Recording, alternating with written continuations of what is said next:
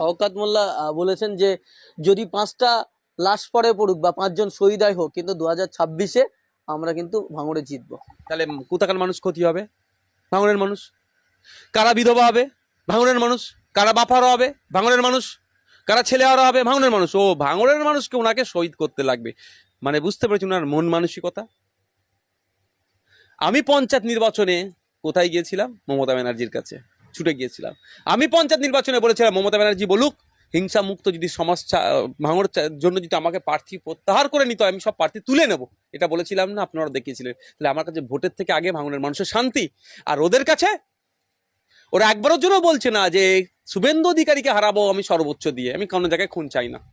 একবারের জন্য বলছে না বিজেপির 77টা এমএলএ আর হতে পারবে না, 7টা নিচে না পাবো, তাতে আমাদের সর্বোচ্চ দেবো, এ কথা বলছে না। নওশাদ সিদ্দিকীকে হারাতে হবে কেন? সাম্প্রদায়িক কথা বলি আমি? হিন্দু মুসলমানের বিভেদ হবে এ কথা বলি আমি? আমি